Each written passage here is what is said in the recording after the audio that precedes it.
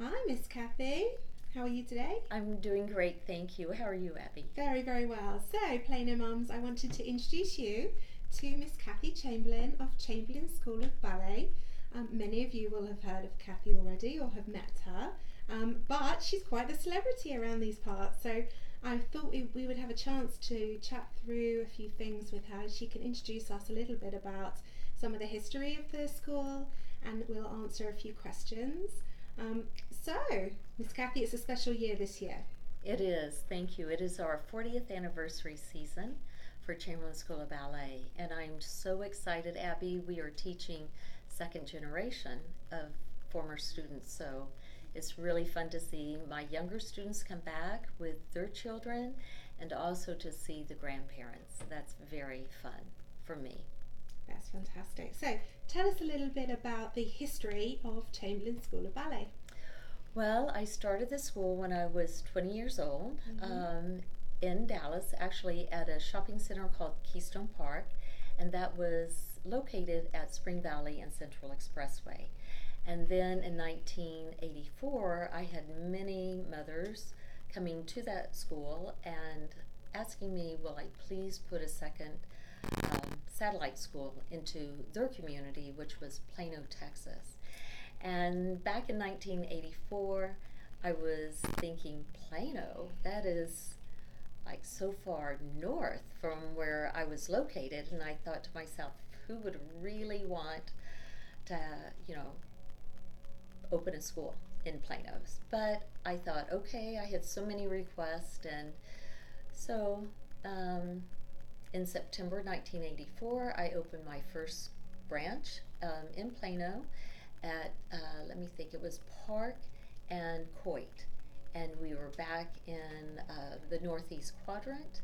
And I can remember we were next to a pizza parlor. So that was fun for me to run over there for a lunch break or something. And then we moved to our current location at 15th Street and Independence in the let me think. The year I believe was 1988, I believe it was. So I've been at this location for almost 30 years. That's quite frightening for me, That's but very exciting. it is. It is. And how many teachers do you have here? We have on staff 13, and I have excellent teachers. I feel my faculty is some of the finest in North Texas. They all have either professional training as their background and also professional careers. And each and every one of the teachers that I hire, their main passion and desire is to teach and to pass on their knowledge, their expertise, and of course their love for dance. And so, even though the school started as ballet, we also offer tap, jazz, modern creative movement, creative dance, composition, musical theater dance, and we have a wonderful Mommy and Me program for 18-month-old children and their caregiver. Not they don't have to be a mommy to attend the class, and that was actually formed because many of my former students are like, "Oh, Miss Kathy, they can't wait until they're 3 or 4 to start your program."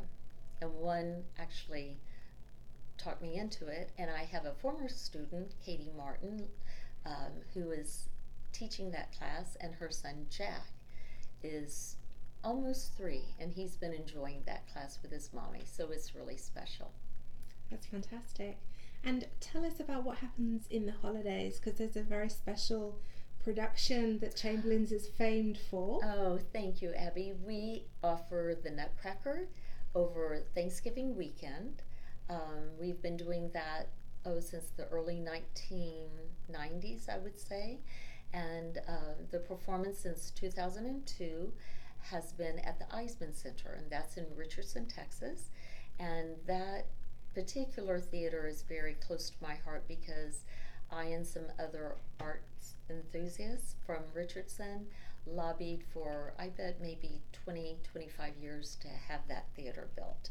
So there's a great need for arts venues in the Plano, Collin County area, and we are very pleased to be presenting this year Tyler Peck and Tyler Angle with the New York City Ballet as our Sugar Plum Fairy and her Cavalier. Oh, now this is open to all students, not just students who actually come to Chamberlain's. Correct. Every year we offer an opportunity for all of the children in the community or in the surrounding cities to come and audition for our Nutcracker. And we had our children's audition on September the 9th. Casting was posted last week. It was very exciting because of the children just being thrilled for being either a party child or a mouse or an angel, a baker or a page. And then this weekend we're going to be auditioning our more advanced students for the more senior roles. Now it's very exciting for them to all be on the stage. What is the youngest age of children who are going to be in those performances? The youngest age of student will be 6 or in the first grade. Fantastic. Yes. That must be a really incredible experience for them.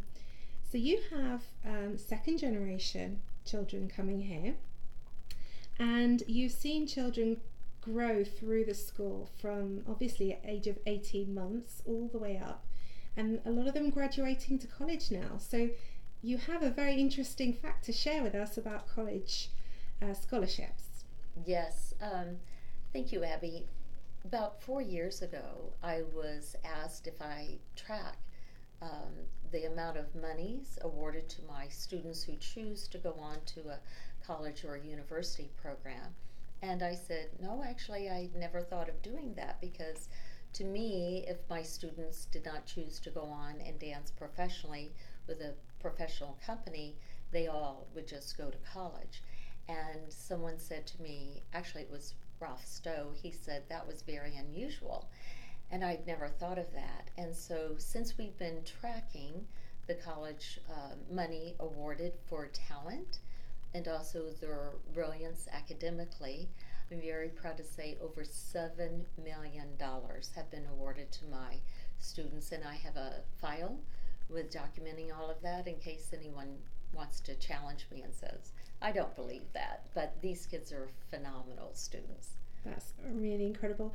There are lots of different dance studios around, but I think that what you're offering here is actually very unique, and we've talked a little bit about the unique nature of the school and the types of things that you're teaching the students, not just the dance and the performance, but what types of qualities do you see these children actually showing to their parents and to the residents around here from having been to your classes? Oh, thank you, Abby. What we really love to instill in our students is a sense of confidence, a sense of commitment to their working their finest when they are in class, because I feel just human nature is not, when you're tired or something, you may not want to do always your best, but I encourage them, as do our teachers, the other faculty members, that they need to realize no matter what they may end up doing in their future, they may be tired and may not always want to do their best, but it's very important to get into the habit of always doing the very best they can at that moment in time. And I sometimes will say, well, what if you were undergoing some brain surgery and the surgeon comes in and goes, oh, I'm really tired, I had a hard day, or I was up really, with a hard surgery procedure the day before, I don't think I can do my best today. No, you would hold that surgeon accountable. So then the kids always go, oh yeah, that's right. So, and the kids, they're just excellent. They turn out to be wonderful individuals and community members. That's awesome. So, tell us a little bit more about what you would say to many of the parents who are maybe first-time parents, maybe they are pregnant for the first time, and they're thinking ahead and they're thinking, well, I have so many options for my kids to put them into after-school programs or, extracurricular things outside of school. What do you think you would say to them when they are considering maybe doing ballet? I would tell them that I feel ballet is excellent training. It gives the male or female student confidence. They know how to enter a room. They have great posture and poise. With the training of a classical ballet dancer, we always have to tell them and remind them that this is art, and so no matter how hard you're working, or you want to just have that facade that it's not that hard. And so people think, oh, ballet's not very hard, but it's very difficult to achieve such fine technique, and it's a performance art, and people, when they go to the theater, they want to be entertained, they want to see the beauty and the joy of the dance, and they aren't necessarily wanting to see someone work hard and, just show that it's difficult. They want to be entertained.